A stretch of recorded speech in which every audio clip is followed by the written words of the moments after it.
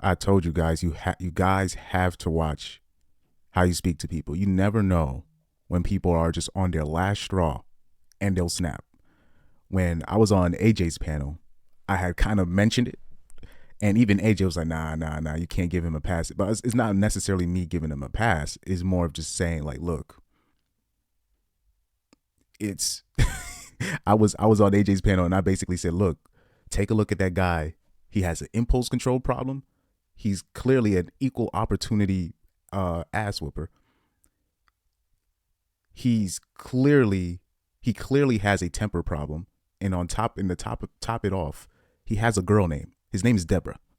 Now, the report, like the way it's spelled, is called Deborah, right? I'm talking about the guy that jumped over the bench right now. Before I go into the story, by the way, the guy has a girl name, so you already know he caught hell for that when he was a kid. I don't think I basically was just like the way the judge was kind of just talking about it and the way she was kind of snarky, being a bit of a smartass about it. I don't think that was the best strategy for that specific case. But she couldn't put two and two together because a lot of judges are really that arrogant in real life. And me personally, I think she had it coming. Now, people shot me down for this, mind you. Like I remember, even I've seen some other creators basically is like, oh, women are just protecting pookies. I'm like, yes, but it's more than that. It's more than that. You guys have to watch how you speak to people. I told you about that story from jail, and when I talked about Deborah, I talked about that story about the rapper who met that white dude in jail and just said, "Oh, this dude just snapped." He was a normal human being doing what he did, and somebody shrugged him off the wrong day about some parking space, and somebody doubled down. And because they doubled down, he went into his basement, got his rifle.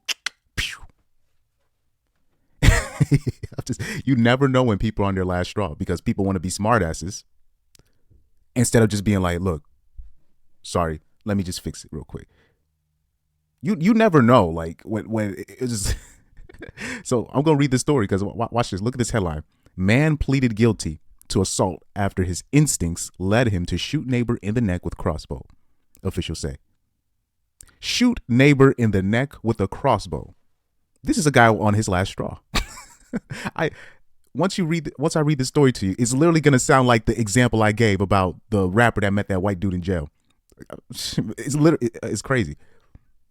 Let me read the story. According to the federal officials, a man in Montana reportedly shot his neighbor in the neck with a crossbow after receiving threats about a dog.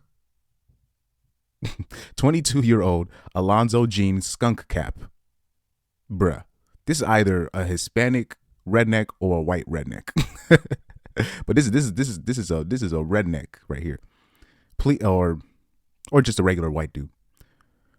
Pleaded guilty to assault. Alonzo Jean Skunk Cap pleaded guilty to assault with a dangerous weapon in connection with the encounter that occurred back in October. The U.S. Attorney's Office for the District of Montana made the announcement in a news release on January 10th, reports the Sacramento Bee.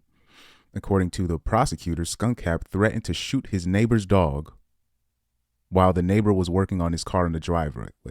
In response, the neighbor stated that he would shoot Skunk Cap if he hurt the dog. Well, that was the wrong response. Man, people are really... Prosecutors stated that Skunk Cap used a crossbow from his house to shoot the neighbor in the neck. Afterward, he returned to his residence and waited for the police. Do you know how many stories there are like this, guys? There's so many. I know so many stories like this where they'll shoot the dude and literally wait for the cops. Like, yeah, I shot him. Just wait to get cuffed. I know so many stories like I'm talking about, not online, personally. Or I heard something like where the guy shot the dude with a shotgun in the South, and the judge let him get off. This is a black dude too. Black dude. over a nothing dispute. Over nothing. I know so many stories like this, guys. You guys, this is why I a lot of y'all think it's a game out here in terms of when you're in public. First of all, you got your neighbors are not your friend. Your neighbors are your neighbor, right? You just keep shit pushing. Make sure you don't kick up no dust. Anything that can be fixed, just fix it. If it's like nothing, like, hey man, the dog is a bit loose. My bad. Just be like, my bad. Put the dog away. Nope. I'm gonna shoot you if you hurt the dog. You don't never know. This dude had an argument with his wife. You don't know what. You know, these people. Plus, all of these people be on all types of head medication nowadays, and people love to drink. That's another thing. You'll never know. People be like, man, this people are out here living some sucky lives, and they will shoot you. They don't care. Especially now, I'm looking at this is Montana. I'm like a crossbow, and I bet you this is not the first time he's talked about to the neighbor about his dog. This is clearly not the first. This is not the first time. Let's keep it a stack. This is not the first time he talked to the neighbor about his dog, the dog. But like I said, people want to be smartasses. People like to take stands on things that really don't matter in the big picture. I'm not finna lose my life over a dispute like this. Okay, let me go back to the story. Prosecutors stated that Skunk Cap used a crossbow from his house to shoot the neighbor in the neck. Afterward, he returned to his residence and waited for the police. Skunk Cap explained to the officials that he was scared, didn't know how to handle threats, and acted on instinct. Per prosecutors, the neighbor was able to remove the crossbow bolt from his neck and sought medical aid for 2 puncture wounds. Luckily, he was not extremely impaired. Skunk Cap is set to be sentenced in May and could potentially face up to 10 years behind bars. Oh, that's good. So he didn't die. All right, that's nice. But guys, you'll be surprised how many people are in prison for stuff like this, dog. And 3 years of supervised release, man. People don't understand. Like I already do you remember what people was like? People really think that the average person is smart, or like the average person in America is doing all right. They're not, dude. The average person in America ain't doing all right, dog. They're not. And you have to be careful on what you say. You in terms of, if you can fix some dispute in the street, you get in an argument over like somebody cutting you in line or something, just let it go. Just let it go, because it's not going to happen most times, right? If somebody cuts you in line or something because you got caught slipping and you didn't push up a certain way or something, like, and if like say like, for example, I was in a situation where I was getting an oil change just recently, and a dude had I basically backed up all the way because I was waiting for one of the employees to come to me, whatever. He told me to stay here, and maybe I shouldn't have done that, but a guy kind of went and kind of basically crossed me, cut me in line, and the employee saw that, and he was like, "Hey, do you want to?" I kind of saw what happened, and I just said, "Nah, don't even worry about it." I was like, "Don't even worry about it," and he ended up basically.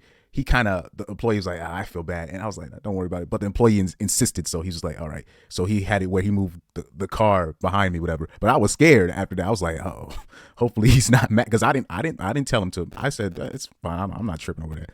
You know what I mean? I got I got all day. That specific day I had all day. I was like, I'm not worried about it. Cause it was a long line for the oil change. But say if I had made a scene, hey man, because I've seen people make scenes for less. Way less than that. And I'm talking about, I remember my dad took me to, what's it called? A tire spot not too long ago. I think 2019 or whatever. And we were just waiting. And one of these guys started tripping over somebody's tires, because maybe he had somewhere to go. This is why when you're getting your car fixed and stuff, is really, you need to have a plan in terms of either do it on your day off or make sure you have a ride to go to your business where you need to be. And he was just ragging on the guy, and the guy just kind of just put his head down, just kept just walking away, but he was just berating him.